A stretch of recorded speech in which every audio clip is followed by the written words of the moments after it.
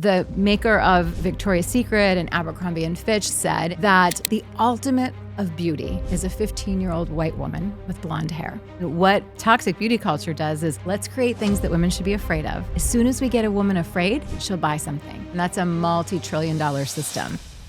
Skinny trends, big butts trend, boobs trend, thick eyebrows trend. Our bodies trend. You feel like no matter how much you do, you are literally never pretty enough, skinny enough, not thick enough eyebrows. It is overwhelming, and it is the life of an average woman. We have 40, 50, 60-year-olds and beyond running around in grown women bodies, but still operating from a princess narrative. We as women are raised on this idea of being a princess. I don't believe that deep down, a man really wants to be paired with a princess. I don't think it's very attractive in the long run. I have men come up to me every time I get off of a stage saying to me, what you are teaching and talking about is what we are craving as men. Can you go into the pain of this statement that no woman is broken, most are just unmothered?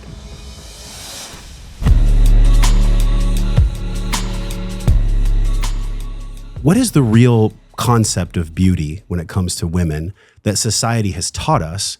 And essentially, what is the most beautiful thing about women that society has tried to take away?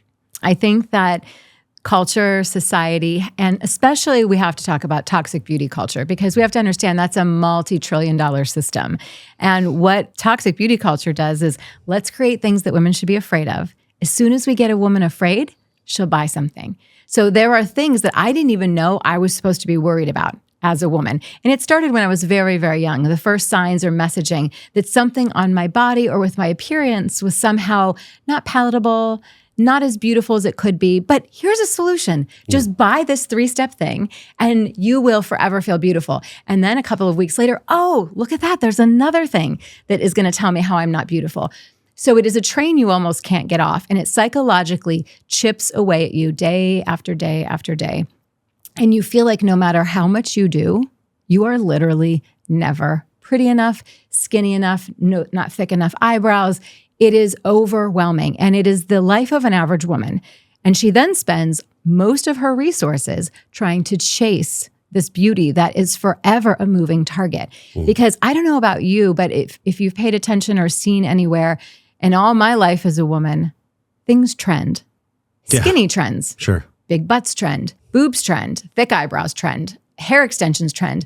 Our bodies trend? It's so profoundly insulting to me. We don't hear about trends for men's bodies. Men just get to be men. They're free to express and be however they want. We don't hear about what hairstyle is trending, what shape of a belly is trending, what kind of goatee is trending. Men just get to be free in their bodies and express however they want, and it's okay. And so for women, we have sold this illusion of beauty as, you know, the maker of Victoria's Secret and Abercrombie and Fitch. There was an expose documentary on him. I'm forgetting his name right now. But he said, and it has come out, that the most ideal, the ultimate of beauty is a 15-year-old white woman with blonde hair. And so we understand what a sick, sick culture we are when we are infantilizing women forever at that age and expecting that she won't have any wrinkles, she won't have any signs of aging. And the story then is told that somehow a woman who's aging is no longer attractive. And so I find that women spend most of their financial resources, their time, chasing this. And then also, nobody wants to have the conversation about how toxic all of these products are. Let's have that conversation. Before we get there, you said something very profound that I'd love to bring up. And I wonder how this rings for you now. You said aging is a spiritual experience when approached with a profound sense of self-worth. That's a complete 180 from the culture of billboards and New York Square. Yes. What did you mean by that then, and does it still resonate for you the same now? It still does for me. It is one of the most beautiful journeys I've ever walked as a woman. Waking up every morning and meeting myself in the mirror and honoring what is with no beratement, with no fixing, with purity, and understanding that this bridge I am walking to the Crone that I am becoming, I won't bypass a minute of this. To do that as a woman in the world, with all the financial capital and resources in the world, I could do anything I want with my money. I have overflow in that department. To choose not to is a big F you to the patriarchy and to toxic beauty culture, and a world that's trying to tell me I am less worthy because I look a certain way. Do you feel like it's healthy to say things like F the patriarchy? Doesn't that feed the dragon itself? No. So my silver hair, my non-Botox, my non-filler was when I turned 40 and I was watching all the women around me scurry and be so terrified. All of our husbands, my husband's 6 years older than me, 40 came and went as it was like a non-event. Aging was never even discussed. He went gray, his beard went gray. It wasn't even ever, I don't ever remember a discussion about him aging. If anything, it was that he felt more sexy, more revered in his own reflection. I'm sorry, until you walk in the shoes of a woman, you can't understand how enraging it is to then watch what's happening to women at the same time. And I was furious. And sometimes a woman needs a little dose of fury to actually leave a bad marriage, to claim something for herself, to start a multi-million-dollar business. So my fury is always what starts me. It's not where I land and end. Yeah. Where I am now is profoundly personal. I'm going to be 53. So 13 years later on this journey, people can come, go, do whatever you want with your face, with your skin, with your hair, with your body. This is what I choose. It is the most beautiful act of love that I have chosen. And it's a very personal journey now. So personal because, look, I'm obviously a man. I have no idea what it's like to be a woman. Yet in the podcast logo, there is a triangle, an upside down triangle. And I learned in 2022 that I had been really severed from my own feminine energy because my mother was bipolar, and I just took that out on everyone around me, including multiple years of pornography abuse and really demonizing women for being women. So it was this understanding that feminine energy lives in me. Absolutely. Masculine energy lives in you. They're both actually beautiful. But really at the core of this is the heart. The heart knows that there's this beautiful balance between the two. Yet what was it in the initial stages of your work that really broke your heart when you saw what was happening to women, when you saw the narratives of control? And is that fuel source, has it changed from what initially broke your heart? Yes, I would say what really broke my heart is that we are, I think, oftentimes trying to get the exact same need met in a relationship, man and woman. And we are missing each other because we're speaking different languages. And I have this philosophy of, I kind of came up with this a few years ago to help contextually, not meant to be insulting at all, but that we as women are raised on this idea of being a princess. You know, we are raised on the Disney movies, and then there's the romantic comedies where all she's doing is chasing cheap love, trying to get him to notice her. And it doesn't matter what qualities he does or does not have. He could be in love with somebody else, but if she could just get his attention, she will be the winner of all the things. Or change him like Beauty and the Beast. Exactly. Yeah. So we grew up with this storyline. It's understandable how women come in. I was too. We all come into this relationship status as princesses. And I think where we fail women is that there isn't. We see women continue that, like with the Kris Jenner, right? And her 67 years old trying to look like she's 20-something with that extreme face surgery. Or Demi Moore, right? 60-some years old, but trying to look like she's 25. So these women still chasing, they're still in that princess energy, believing that their worth is somehow tied to the male gaze, the male attention, that very young girl energy. I think that the big problem is that we as women, we don't have female leaders showing us what it looks like to step into the queen energy. And so in relationship, one of the things I do with my clients is help them walk across the bridge from the princess to the queen in every aspect of life, in the bedroom, in their conversations, in their communication, in all aspects of relational, in business, with their children, with their communities, and with their body in front of the mirror. So if we don't teach women how to exit princess, we have 40, 50, 60-year-olds and beyond running around in grown women bodies, but still operating from a princess narrative. And I don't believe that deep down, a man really wants to be paired with a princess. I don't think it's very attractive in the long run. And so I see so many couples missing each other because I have men come up to me every time I get off of a stage saying to me, what you are teaching and talking about is what we are craving as men.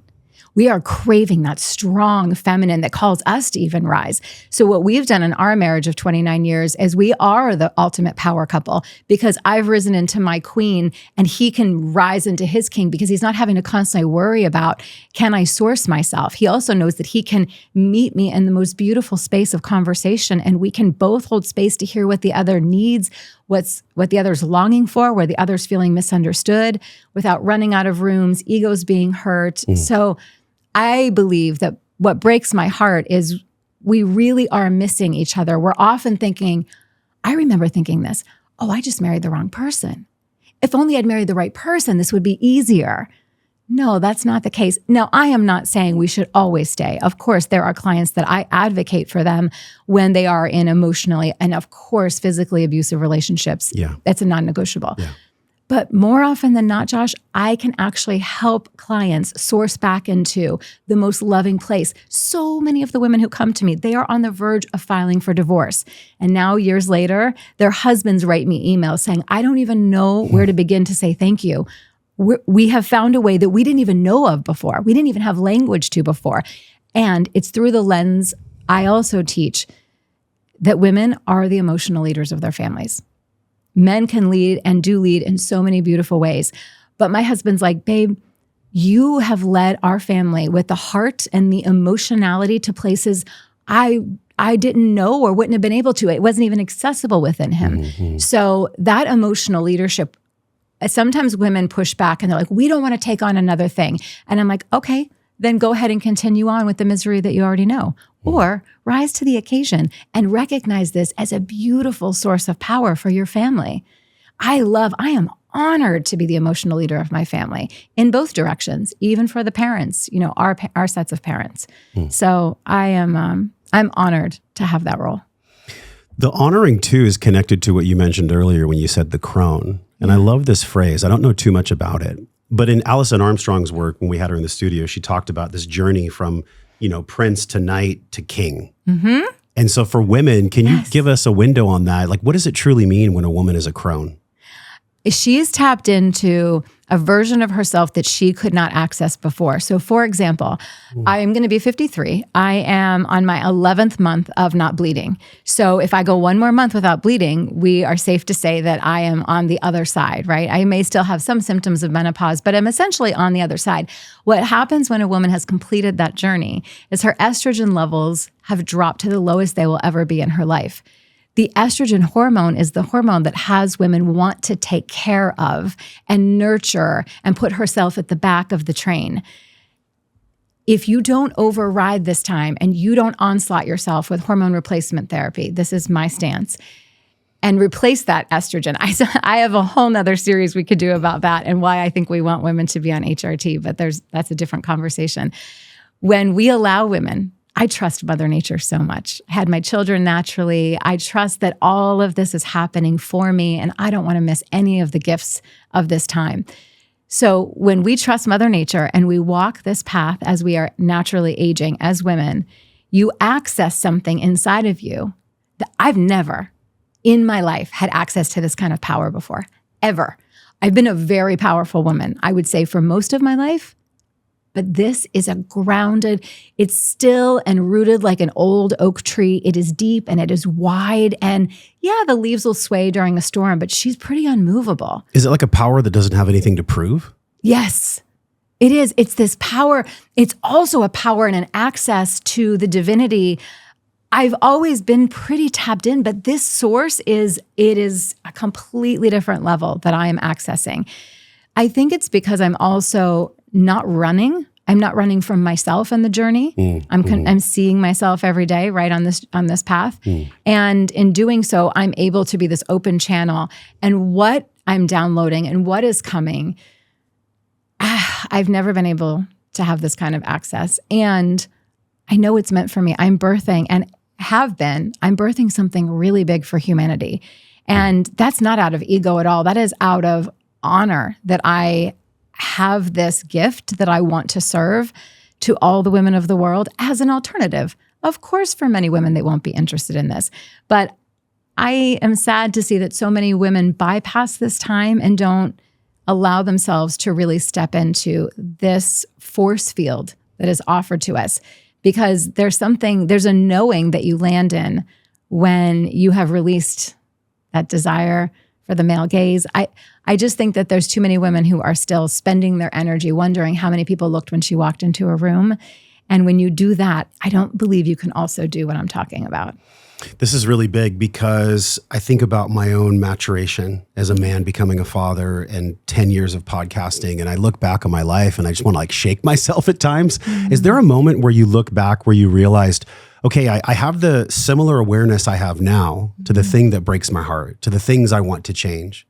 Yet the way in which you go about it now is fundamentally different than when you started. Can you go back to an earlier version of yourself? You could say lower self or not, however you want to describe it, but that earlier version of Amanda, when she first started, she was righteously angry. Yeah. Right? She was tapped into a lot of things that, let's be honest, like men and women aren't aware of when it comes to how we operate in the world. Yeah. How was that journey for you of sustainable energy changed from when you started?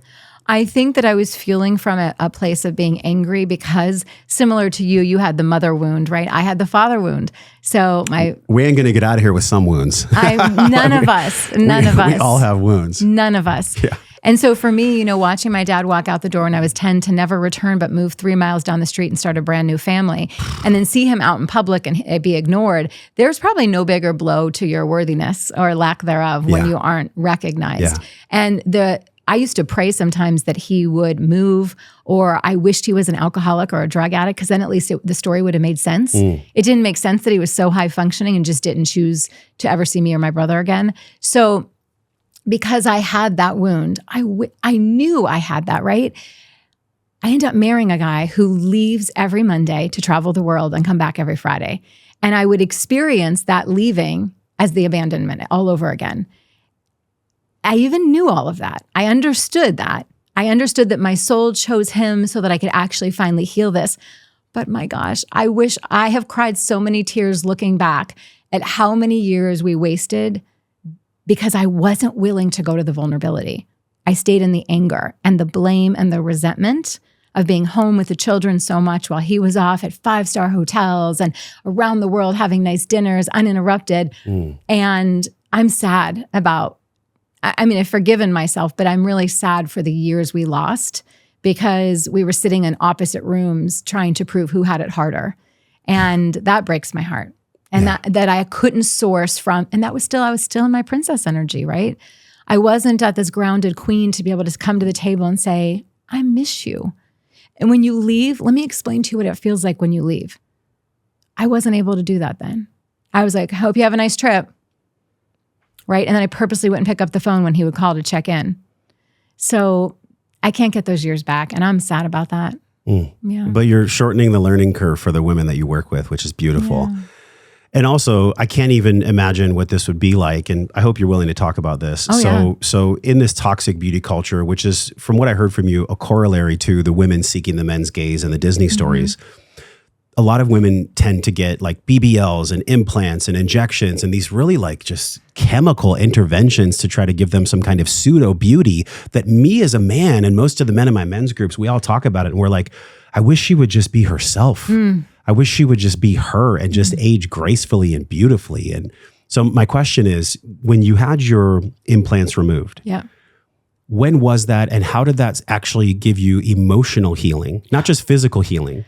But emotional healing from the structures that you were disattaching from? Yes, absolutely. It's a great question. So being a naturally always very thin woman, it was something that as a young girl I was very conscious of and felt I didn't feel womanly, right? I didn't feel back then, which I can't stand the word now. It feels very cheap to me, but back then I didn't feel sexy. I felt like, I'm just look like a toothpick. There's like no shape to me. I don't really have hips. I didn't really have a lot going on. And so I remember living in Southern California at the time and seeing all these women on the beaches with these beautiful breasts and thinking, that's femininity. That's a woman. That's a woman's body. And I shared with my husband, I'm like, I really want to do this. And he's like, babe, I don't think this is a good idea. But, I pushed and I did it. And I would say in the first couple of years, I was like, oh, now I feel like a woman. Now I really feel like, wow, my dresses look different. My outfits look different. This feels amazing. Because I was still in my princess energy. I was not sourcing from a grounded energy of understanding femininity has nothing to do with the size of my breasts or my hips or how tall it's all in here. And I only know that now. I feel more connected to my femininity and my sensuality now that I've had my explant surgery than I ever felt when I had my implants, because that was still a performative energy, right? And that was more like the ornament on the tree, as opposed to this very quiet instrument that just is humming in the background without caring if anybody approves of it or not. So I think for me, it has been one of the biggest emotional healings, because when my husband was driving me home from that surgery, actually, when I woke up in the recovery room, they said to my husband, he reported later, I don't really remember this, but they said, we can't get her to stop crying. We don't know, like, if there's pain, we can't get her to communicate. And I was shaking my head no, but I guess I couldn't speak at that time. And I was just crying uncontrollably. We finally get in the car. I communicate that it's not a pain thing, but I really couldn't say much. And then I remember he helped me get in the car. And then the whole drive home, it was like an hour and 15 minutes. He would keep checking and he's like, babe, are you sure, like, I'm not going too fast? Did I hit like a speed bump, or let me know if anything's hurting? He was worried because the crying was so uncontrollable, like sobbing that was way bigger than just my own grief. I felt like I was crying the river of tears for all the women who ever thought they had to do something like that to be beautiful or to be loved. And I was crying for the young version of me who thought she had to do that. I was crying for all the years that I lived kind of betraying myself by allowing myself to be in that situation. And I understood that it was probably affecting my lymphatic system. So the crying and the tears were such a profound release. And I think I cried for about 2 more days, just in my bed, recovering, just weeping. You eventually got to a place where you said, I'm getting these removed. I want to be as raw to humanity as possible. Yes. What did you mean by that? I didn't want there to be any barriers between my complete, authentic, raw self. And I also felt like a betrayal to the work I was doing, right? This doesn't feel aligned. It doesn't feel aligned to be a woman who has implants and talk about really loving yourself and you are worthy. It just felt completely misaligned to me. The version of me who got them had grown way out of wanting them. And so I felt really, really urgently connected to, I need to have these out immediately. Well, you talked about trends earlier, and I celebrate the trend of women getting the explants. I love this. If there's ever a trend to celebrate, that's a good one. You say so many things in your work. We're not going to have time. We have to have like a 5-hour podcast. You said that no woman is broken, that most are just unmothered. I don't want that to be an insult to mothers. Not at all. Because I believe in emotional epigenetics and my work that every parent, every ancestor is actually doing the best they can. Absolutely. It's not just a catchphrase from Brene Brown. They truly are doing the best they can. So this isn't to blame mothers. But can you go into the sacredness and also the pain of this statement that no woman is broken, most are just unmothered? I agree with what you said completely. This is never, my podcast is called Things Your Mother Never Told You. And it is never about blaming the mothers. It's about mothers passed down what was given to them. And let's be honest, you and I are living in a time, we are so fortunate. We're so fortunate. We have access to so much that we can learn and study, and it's right there at our fingertips. Our parents did not have that. It was a different time. So I've blessed and released any expectation of ever needing them to have been anybody other than they were, because I know I wouldn't be who I am right now without those experiences. And that's not some sugar-coated statement. I've done a lot of work to arrive at that place inside of myself. But what I see walking around is this, I kind of feel like it's an epidemic of women who have never properly been nurtured and loved and mothered. And so they don't know how to do that for themselves. And they are looking for the slightest glimmer of someone to see, notice, or love them. And it could be the driest of breadcrumbs. And they are then convincing themselves that it's an entire meal that they can sustain themselves on. And when you haven't known that as your baseline, that there's nothing quite like the love of a mother. It is the most safe and beautiful and comforting. And I believe it's what gives us the imprint to hold ourselves. But if we don't have that ever as the experience, we are almost like this exposed nerve walking around looking for that comfort. And I feel like it sets us up for a lot of failure. And so part of the work that I do, I take women through this 6-month series in this mastermind. And one of the very first, I take them through different archetypes each month. And one of the very first archetypes we work through is the Divine Mother. And we spend an entire month there. Exactly what are the traits of the Divine Mother and how do you become one to yourself? Because that is where the most beautiful and profound things have happened for women in that space. I had to Divine Mother myself. I also had to Divine Father myself. I had to Divine Father myself more than I had to Divine Mother myself because my mom did show up in many ways, but my father was so absent. So I had to become the internal father that I never had to myself. It was the only way I was going to be able to heal that and not seek it from, for me, my husband. We repeat unconsciously what we're modeled, and just on a historical basis, I even think about, we came over in 1776 from England, and then what did we do? We killed all the people that were here and took over their land. So it's like these ripples of behavior, like Eckhart Tolle calls it the pain body, right? Yeah. So there's a ripple, and then the ripple keeps going until finally the water is calm.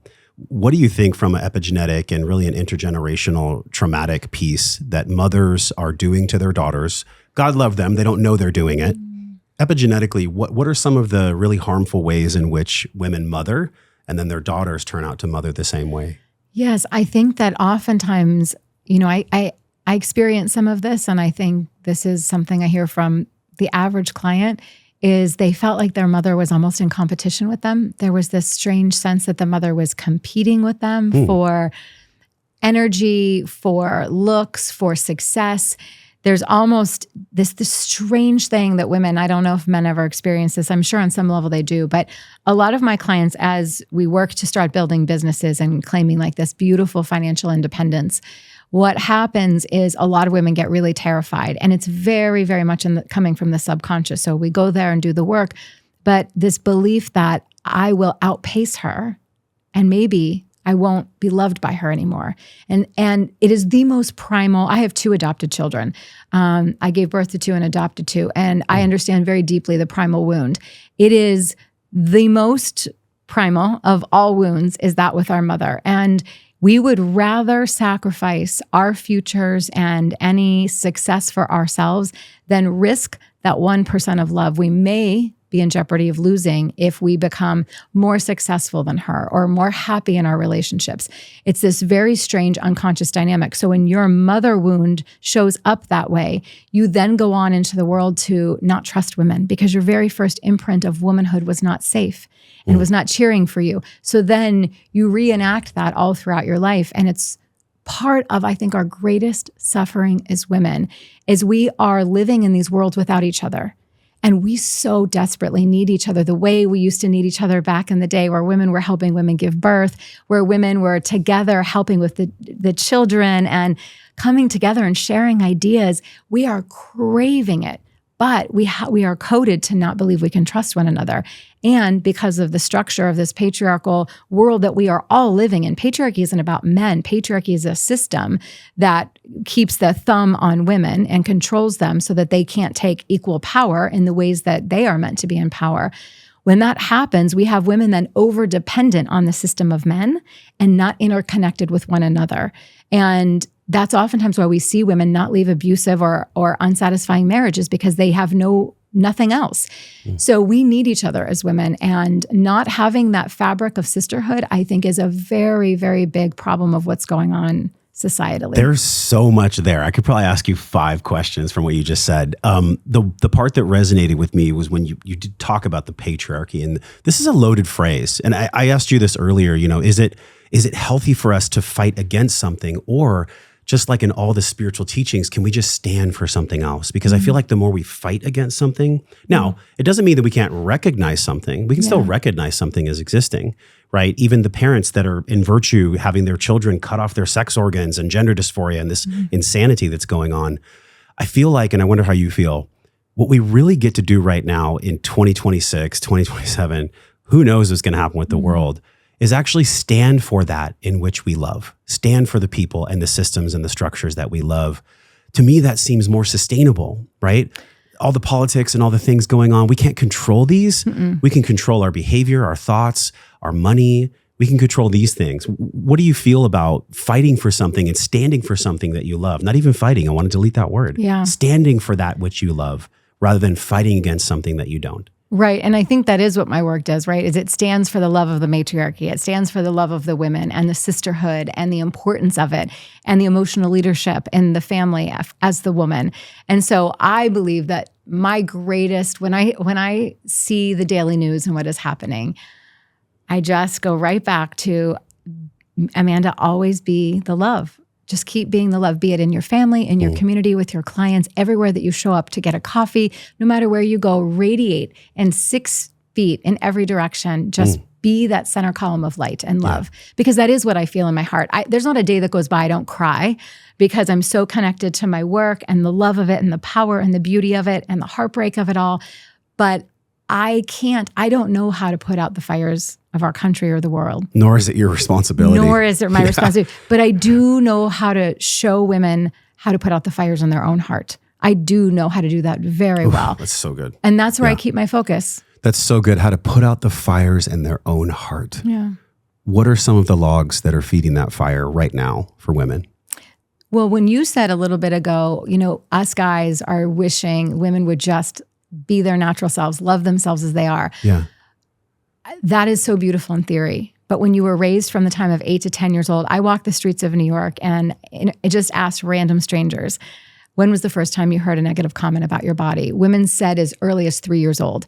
I walked up to men, they're like, I never heard one. Or if I did, in one ear, out the other. So we are more sensitive creatures as women. And we take those things from 3 or 5 or 8 or 10 years old, and we spend an entire lifetime trying to be enough. So it's not as easy in theory to be like, I wish they would just love themselves naturally, because the internal war is almost unexplainable, Josh, what a woman goes through. I've not met a single woman in my life who felt so at home in her body. It's forever, who's always been there. She may arrive there at some point, but you don't get through life as a woman without it, because it comes at us in every direction. So I think that one of the logs is that. One of the logs is never fully feeling at home inside of your body, feeling like you can't really surrender to your life or what you really think or believe, because you got to just fix these few things first. Once I lose 10 pounds or once this happens. So I think that one is it. I think the other is believing that the love is going to come from outside of you, and then you're going to feel full and complete. And that old saying is, you can't really love somebody else until you love yourself. I know that to be profoundly true, because I've lived the other version and I'm living that version now. My marriage is better now than it's ever been in this second 15 years, because I didn't love myself like I do now. And so there was more of a need to feel validated or to feel beautiful or worthy or seen or acknowledged. That feels burdensome in a relationship. This is this really pure and grounded, powerful, beautiful energy of, I know I am those things. I know I'm worthy. I know I'm beautiful. I know that I matter. And when you partner with somebody who already inherently knows that, you are sourcing relations from a completely different place. And I think that's another log in the fire of women, thinking, well, if I could just find that person out there, then I'll be whole and I'll be okay. And it unfortunately doesn't work that way. Well, I love it. It's not that they're going to be whole and okay. It's that they'll actually have a runway and spaciousness to do the inner work. Brian did some work. He's never even read a self-development book. So he just came in with the codes? I don't even know how to explain it. It almost, honestly, Josh, it irritates me. Now, he's never had to do work on himself? He's not the most enlightened man. Not enlightened. He's not... And he'll laugh when he hears me say this, but I have this concept of, like, for so long, when I filed for divorce 15 years ago, because I was like, I just married the wrong person. I know that my next guy is, like, really spiritual, and we're going to do all kinds of spiritual stuff together. And we're going to be on stages together around the world. It's going to be this unbelievable union. So I was buying the books, living on his bedside stand.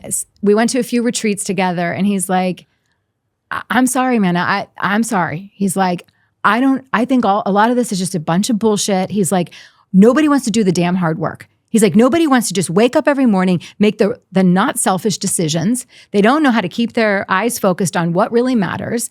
And so he's got this very logical, practical, I think he's maybe a little bit on the spectrum, but he's got this very logical, practical way of, this is how you approach life. Yes, it's going to be hard in marriage, but I signed up for this, and I'm going to figure out who I am and all of it, but I am never leaving. I am never walking away. You will have to leave me, Amanda. I will never leave you. I will always try to do better by you. And I want you to always assume best intent in everything. I know I'm going to hurt you. I know I have, and I'm here to make it better, but you've got to tell me when I've hurt you. And he's this open vessel. That man, sometimes we've sat in a chair for almost 3 hours and I've just talked or I've cried and he's like, I've got you. I hear you. Can I hug you? And what do you need from me? But he's never going to be the guy.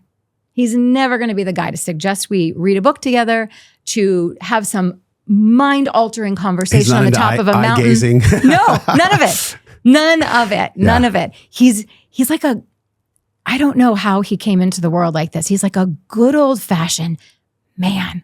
He's just in the best kind of way. Like he's just the right amount of tender and feminine. He cries all the time, but he is the container for all of us. He is our rock. He is the most reliable, respectable, dependable human I've ever met in my life. It sounds like he's an emotional leader as well, from what you're describing. I think he just doesn't do it the way we do it. The rest of us do it. Yeah. You know, I do the reading, or he also he had a beautiful baseline for a childhood. I was just going to ask you, did his parents model that? Obviously his father must have modeled something. They're still together. His father is in such devotion, they're in their late 80s, to his mother. It's like she is the queen of queens, right? It is.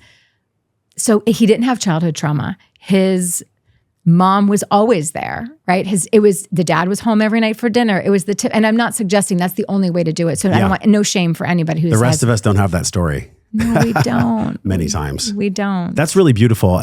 I love hearing that, because there's many ways to get to loving self. Yes. Capital S, self. Yes. And I feel like when it comes to men and women, we're just imprinted so deeply from our life experiences. And again, I have to say this because I don't blame my parents at all. I don't have a relationship with my father. My mom is still manic bipolar. I do my best to love her and have compassion and understanding. What did your mother teach you about how to nourish yourself and also how to nourish a man?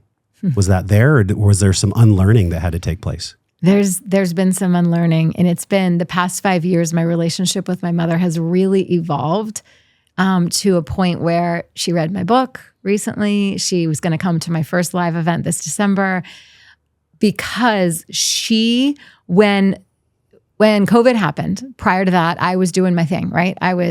Had my practice. I was seeing clients one-on-one in office, good old days and I don't even say good old days. I'm so happy to not be doing it that way anymore, because this work is so much more expansive, but doing that and running workshops. And then when the pandemic happened and clients who were afraid to come in person, I would see over, at the time it was FaceTime before Zoom got developed. And then women were saying, oh, will you talk to my sister? She's feeling really isolated. She lives in Canada. My sister's in Dubai. So before you know it, very organically, this whole movement started growing. And I thought, okay, well, while I'm at it, let me just set up my kids help me set up Instagram and TikTok. And I said, well, let me just start going online and letting people know that I'm going to be hosting these sessions and if women want to join. And within the first couple of days, my mom called me and she's like, what are you doing? And I said, what do you mean, what am I doing? She's like, why are you trying to get attention? I said, get attention? What do you mean? And she's like, why are you putting all these videos all over social media? I don't know why you have to do this. And it dawned on me after we hung up, I'm like, oh, my mom's source that she was raised with was everything a woman does at the center is men. So if I'm putting videos out in the world online, I must be doing it to get attention, not because I have a brain and I'm sharing my philosophy and my business and my offerings. It was really far beyond her. So she spent the first couple of years constantly saying, this is ridiculous. I don't know why you're doing this. And then she got into, for a while, this is not safe. It's dangerous. Someone's going to hate what you say and they're going to come after you. She started trying to inject this fear. And I said, then Mom, it'd be a cause worth dying for. I'm not going to be a silent woman. And your husband is talking about retiring in a couple of years and you could travel the world. I said, Mom, if I spend my life just traveling the world for the sake of going to another hotel or another destination, I will be depressed. Because I have a huge calling inside of me that if this doesn't get expressed in the world, I will not be well. I was made to do this work. I have to do this work. It's way bigger than me. And so I think it took her time. So her frame of reference has always been, you have to have dinner on the table when the man comes home. Even though that didn't work out the first time, there were more attempts to make that work. And now it's worked, and she's been married for, I think, close to 30 years. But it has always been that the woman's life and desires and anything that she wants comes second. And you serve him breakfast, lunch, and dinner. His clothes and laundry are ready at all times. And I remember a really pivotal point for me 2 years ago. I was in the middle of some really phenomenal things happening in my career. Phenomenal. And she came over, and the first thing she said is, I can't believe it's Halloween in a couple of days and you have no pumpkins. And it was this moment of like, wow, women aren't suicidal anymore. Women are repairing their marriages. They're going to mend their relationships with their adult children. And I'm a disappointment because I don't have pumpkins on my front porch. What I came to understand is through her lens, I was a failure as a woman. All this other stuff didn't matter. So that story I told earlier about women fearing that they're going to get further away and lose that little bit of love they do have from their mother because they can't relate in the same ways anymore. I finally remember sitting to her and saying, Mom, I want you to come on this journey, but I will never strangle you to it or take you by force on this path. But this is so amazing. And I would love for you to be a part of it. But I can't have you come at me if there isn't support for what I'm doing and curiosity. I just can't anymore. I'm asking as your daughter that you either say nothing about my work and not put me down for the fact that I'm not cooking and I'm not cleaning. And I've outsourced everything now in my life. I used to do all of it. I've outsourced and hired people for all of it. If you're not interested in this, I'm going to ask you to reserve your comments. And I'll come over for dinner and we'll go out once in a while and do fun things. But if you can't ask me from a curious place, I don't know what we have left. What did she say? At first, she was kind of taken aback, but that was probably a matter of just a couple of weeks. She was a little quiet. And then she was like, okay. And now she's asking me, can you help me pick out my outfits for Magnetic? Can you, I read through the book. There were a couple of things I had to put down. It was hard to read, but I picked it back up. And you know what? You're right. You're really right about a lot of those things. So I think that it was scary to her. You know why also? I mean, she's in her mid-70s, and maybe part of it was also having to confront the life that she missed on her terms. Yeah. I think that there's some grief around that as well. Thank you for sharing that. Yeah, the phrase that comes up for me is like an opportunity cost. And we see this with physicians and even in your field, therapists that have believed and lived something for decades, a way of being, like your mom, like many of us actually. And like I had to let go of to become who I am now, and I'll still let go of more of it. There's this opportunity cost or the sunk fallacy cost where I've put in so much work to be who I am. Have I wasted my life? And they cling to that. Human beings cling to that opportunity cost, this fallacy, when the truth that you gave, I mean, it almost made me cry. Like the truth you pierced her consciousness with allowed her to let go and heal herself and become part of your movement and what you're doing, which is essentially just more love. I feel like what you're doing is a Trojan horse for us to learn how to love each other unconditionally and give that to others. Absolutely. And I said, you gave Mom, her that gift. Yes. I said, Mom, I'm doing this for everything that you couldn't do. And our I can barely talk about it without crying. Like everything that my grandmothers could never do. Yeah. Right? And everything my mom believed she couldn't do, I'm doing for hopes that my daughter will see an example, and my daughter will choose whatever she wants, right? She doesn't have to repeat anything that I am or am not doing. I hope she does better than I've ever done in her own way. But it really feels like a gift, not just for women in the world, but for the women in my legacy who lived very differently. It's so good. I was asked this question. I'm going to ask it to you. Someone asked me this and I couldn't stop crying. He said to me, we all go through a dark night of the soul and multiple sometimes on the hero's journey. And if you have 4 children, for all of your children, if you were to wish an outcome of their dark night of the soul, because they're going to have them, what would be that wish for your children to be able to move through their own threshold through that dark night? What might that look like for them? And what would be your wish for them to do that? My wish would be for them to know that they were born for complete and total purpose. And they are here to extend. They're such beautiful, incredible human beings, and that the world wouldn't even be the same if they somehow lost their way and believed that they weren't here for a purpose. And I think my two who've been adopted have wondered if they mattered because of their early circumstances. And there were times that were more touch and go for them. And it is a very story old as time. No matter how beautifully they are loved and cared for in this family that they've been brought into and that we've been gifted into, no matter what, you ache deeply for your birth mother to have been a different kind of a person or to have a connection with her. And that understanding of who am I in a world where, whether we like it or not, there's still a feeling of being rejected. Even if the story is she gave you up for a better future because she couldn't take care of you, she didn't have the resources. The ultimate experience of that inside of yourselves is, I was given up. And so adoptive children spend their entire young adult life and adult life trying to find wholeness within. And it is not something that can be outsourced. It's not something, no matter how much you hold them and love them and prop them, and it's a journey. And I've watched them both go through it. And it's been their dark nights of the soul. And as a mother, I have been on the floor in the other room wondering how we'd make another day. And we always did, but it has been quite a journey. And how are they now? Amazing. Yeah. They are, I honestly think that I love all four of my kids, obviously so much and equally, but my two adopted kids are so much of the woman that I am now. Because when you talk about loving unconditionally, they taught me that. They taught me that because it was a very, very harrowing at times road for both of them.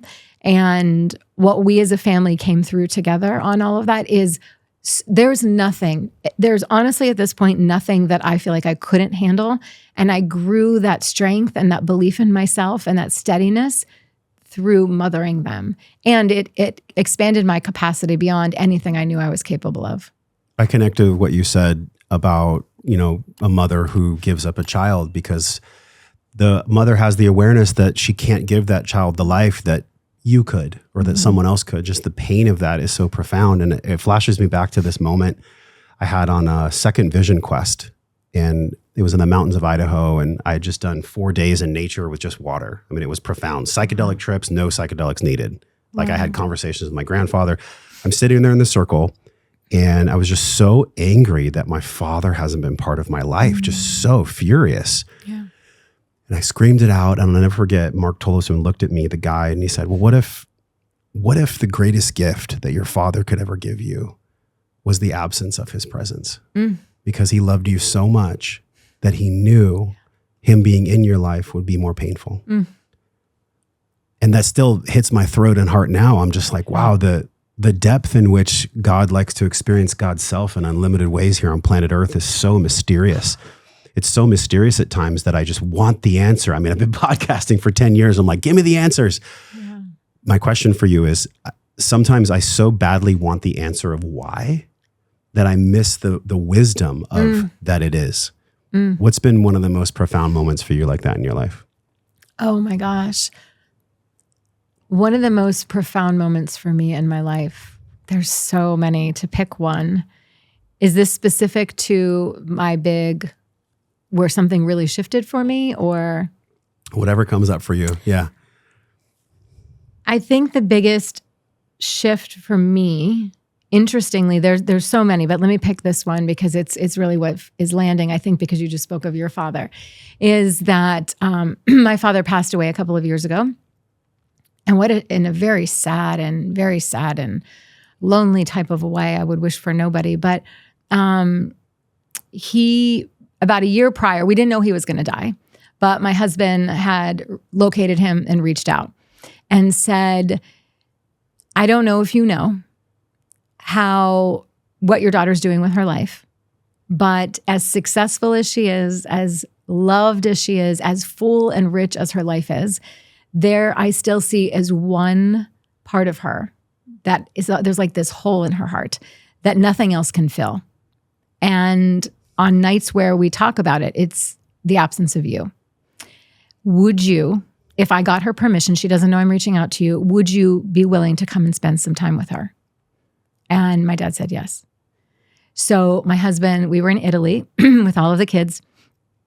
And he said, I found your father and I spoke with him and I would love to propose if I could pick him up and bring him and spend 5 days.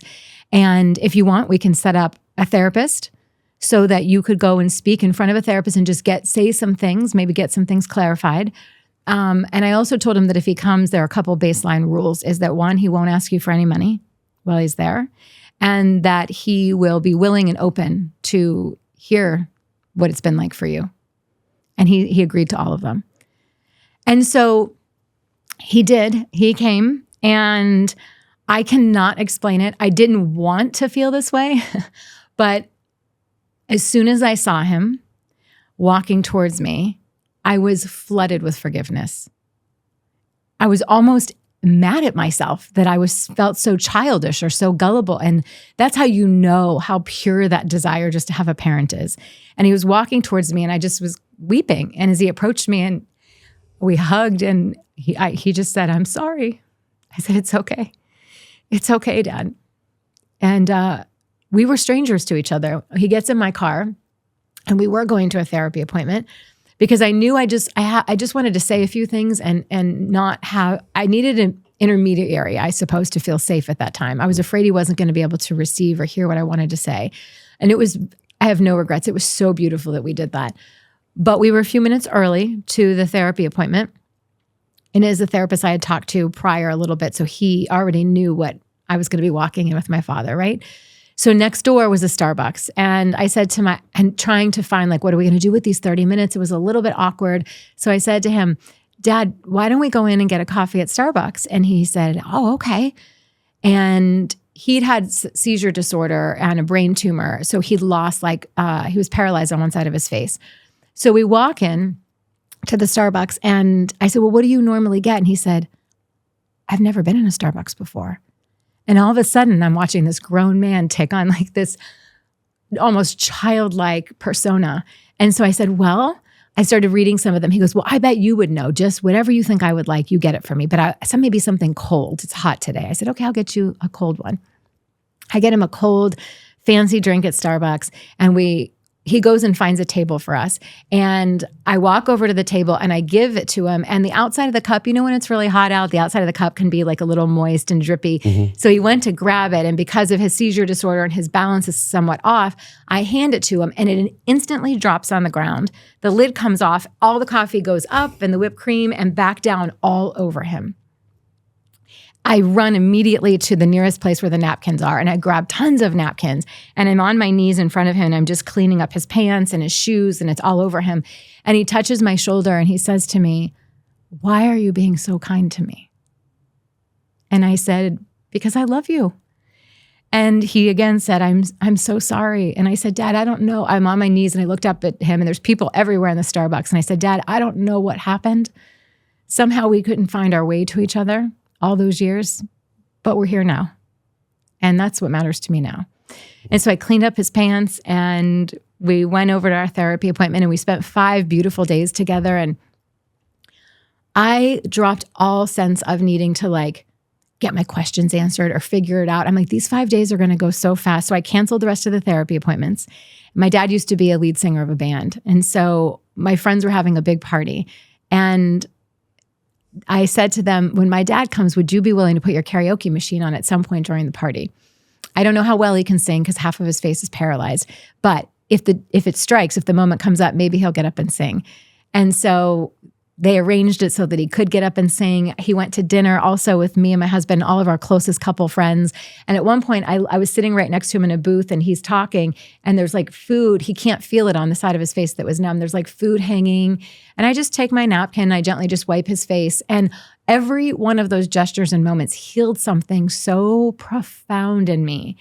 And it wasn't coming from him to me. It was me to him. And you know what's interesting, Josh? He left. And he didn't change. He asked for money when he was leaving. He reached out a couple more times and asked for money again. And he never changed. But I did. And I changed and decided that those 5 days would feel like a lifetime of having a father. And that's what I decided to do with that story because I was the one who was in the cage. I was heartbroken. I was the little girl who wanted to have an experience. So I created one. And that was probably one of the most pivotal moments of my life, those 5 days. So good. Thank you. Yeah, I was going to cry a couple of times. I had to hold that back because I know that everyone watching can feel that. This generational, intergenerational pain body that's getting transferred is so real for all of us. Yeah. And you just did such a beautiful, beautiful story of realness that I think people are thirsty for. It's like social media, and we live in this world of quick hits and 30-second reels and the top 5 ways to heal yourself. And it's all just surface.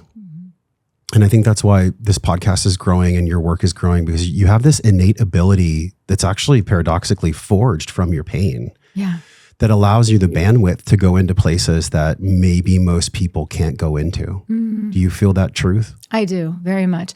And I think it's also what makes me a good space holder for my clients, whether it's 30 women in a room, whether it is one-on-one session, to hold whatever comes, because I'm not afraid. I don't run. I don't look away. My work, when people say to me, when I've been on podcasts, like, so what are the 3 top tips? I'm like, I don't do 3 top tips. My work is so deep, and it feels insulting to answer that question. So I appreciate you understanding that. Oh my God. I get interviewed as well, and I can always tell when someone's heart is there or just their mind is there. Yes. And you talk about this in your work, the intellectualization of our healing, which I think is so profound. What do you think is the core difference? I almost hate to segue from what we just went over. Can we just take a breath from that? That was so good. Yes. Y'all take a breath with us. The intellectualization thing is big. We live in a world of information. Yeah.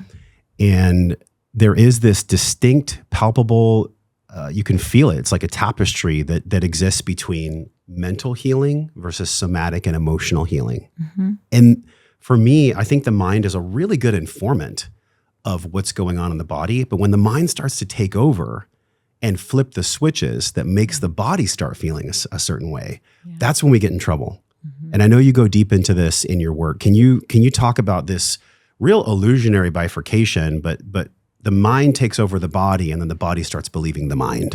How do you see this play out with women in your work? Oh my goodness, absolutely. So,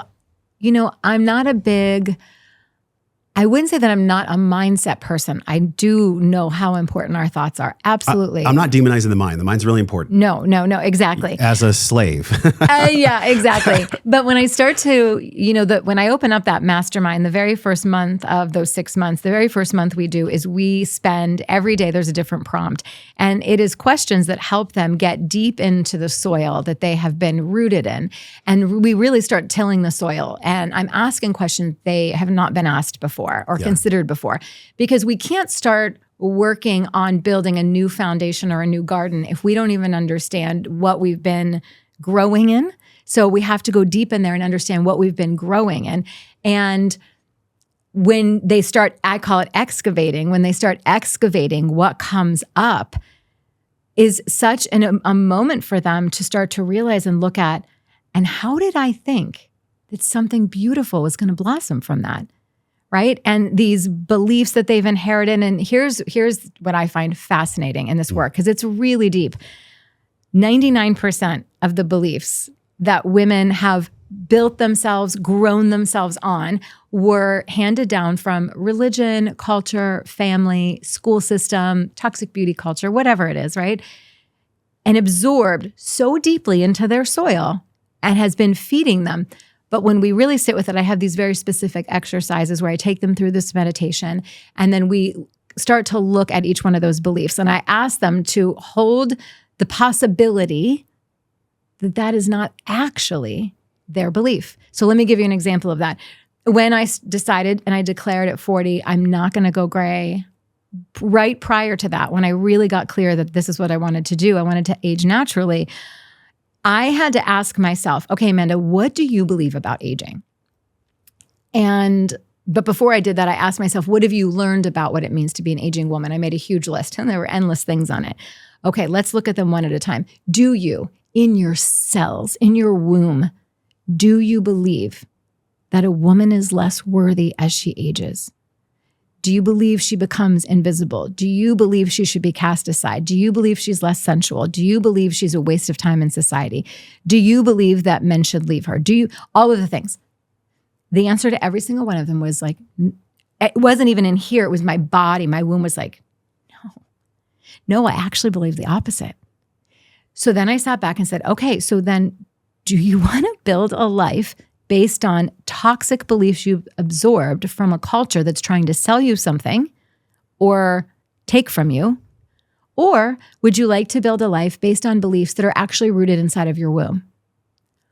I think I'll do this, right? So that's what I help women do. And what they start to understand is when you can help women start to tease apart what they thought were their beliefs that they were building their life on. Very similar to a lot of the Byron Katie work, right? It's like, is that possible? There's another truth. Is that the only truth? Mm-hmm. When you really start to excavate and ask yourself those questions, you realize that you can completely change that soil that you've been standing in. And that's not just one fell swoop. Then it becomes a lifestyle. And my lifestyle that I teach has so many deep elements, right? But it is from the way you wake up in the morning to the way you go to bed at night to everything you do in between that day.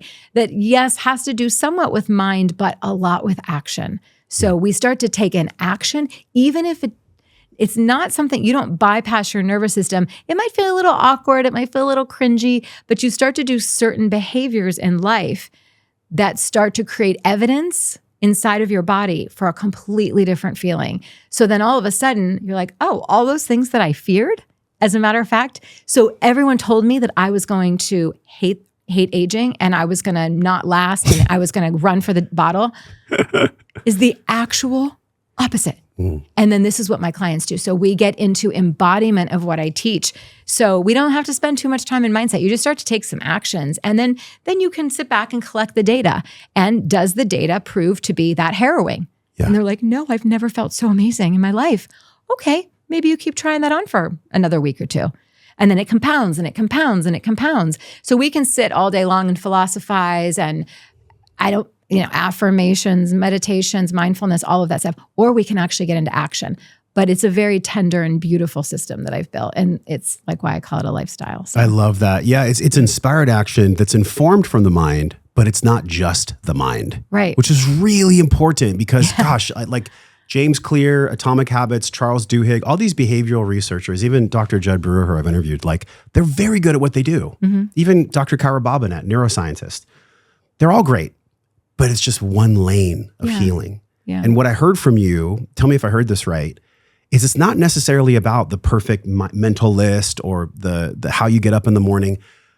It's something much deeper. And I believe, I wonder what you believe, it's about emotional patterns. Yeah. This is what I've seen in my work with my students and my community is it's generational beliefs, emotional patterns, and environment that actually carries the unhealthy torch on through generations. The emotional patterns one is big. We're going to play a clip right now. I'm surprising you. We weren't going to do this, but I'm going to do it. Okay. Emotional hygiene for relationships. Yes. This is so huge. If you're watching on Spotify or YouTube, check this out. Hey, Missy, excuse me. Oh, I'm busy right now. Just give me a minute. Yes. You're looking so incredible. Thank you. Could you tell me your top tip on how can anyone look like this? It's all about emotional hygiene. What does that mean? That means making sure that you are taking care of everything that's going on inside of here so that you are not contaminating the people that you love with energy that is yours to deal with.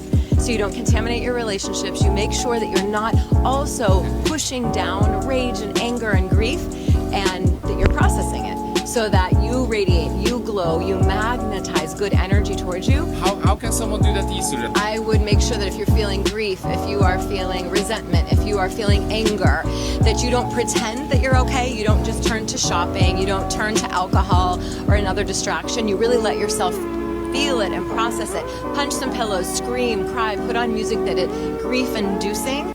Okay, so what I loved most about this clip was it's about not spilling onto others. Yeah. And it was beautiful the way you said it. And y'all just watched it and heard it on the podcast. Was that planned? Did this guy just reach out to you randomly in New York, or what happened there? I was in Amsterdam, You were in and Amsterdam. I spoke the day before at Mind Valley, and I'd spoke 2 days actually, and that was the final day. I was there to say goodbye to everybody. And this random man is out on the street. I think he was grabbing people who are coming specifically out of the Mind Valley event. Okay. So what you said was so profound, because the hygiene component is a real healer. It's an antidote to the emotional patterns. It allows somebody to do an emotional inventory, whether it's in friendship, intimate marriage, or some kind of union. When did you first really start to grok emotional hygiene? And how big is emotional hygiene stacked against just mindset? Oh, I think emotional hygiene is most everything, but you have to have the awareness, which would be the mindset. You first have to have the awareness of the behavior or the feeling that comes up. So a very clear example would be, we talk a lot about being triggered. So I have financial wealth. My husband and I have built an unbelievable life. And I have some clients sometimes say, well, it's easy for you because or I love everything that you teach. I just sometimes feel really uncomfortable when you talk about money. Okay. All right. So here's what we can do when those things come up. A woman can choose to be very triggered by me, even when I stand on stages and say things. There's people get mad about certain things. You can feel triggered all day long. Absolutely. But the more beautiful thing would be if you allow yourself to invite that trigger to see what is wanting to be activated in you. There's something that I have, that I do, that I've said that you actually want more of. You want more. You want to be that sensual in your body. You want to have that kind of relationship I have. You wish you had that much money to do whatever you wanted. You are jealous of the fact that I'm so outspoken and I don't give 2 fucks. You want something that I have. That's why you're triggered by me. And the natural thing we've learned to do is, well, I'm going to hate that thing. That thing is wrong. Rather than, why am I so activated by that person right now? What's going on inside of me? More often than not, we learn that it is more of what we want, but we're pissed that we haven't had the bravery or the courage to claim it for ourselves. It's easier and much cheaper to just be mad at that person and blame them and stay in the victim. So when we are able to recognize that, that's an example of being an emotionally hygienic person that says, oh my gosh, it's not about her at all. It's about what I wish I was brave enough to do. Maybe instead of being triggered by her, what if I invite in some inspiration? What if I tell a different story that I actually get to be inspired because that woman is evidence that that thing exists. That woman is evidence that I too get to claim that. There aren't limits to that. So that's one example of emotional hygiene, right? So that we move around in the world and we aren't overflowing. I want to overflow love and joy and beauty and compassion. I don't want to overflow resentment and exhaustion and snarkiness and gossip. I don't. And so even with my own children, making sure that I stay so emotionally resourced so that when they need me, I am not from this place of lack or feeling, oh my gosh, somebody else needs something from me yet again. So it's important that we are always putting the focus back on, okay, how resourced am I? Am I not? And I even say to my clients sometimes when they're going through something really hard, I'm like, I want to share something with you right now that I'm seeing, a pattern that I'm seeing. And it's going to be really hard to hear this. So I'm going to suggest you not listen to this message because we do some Voxer stuff, which is a voice note app.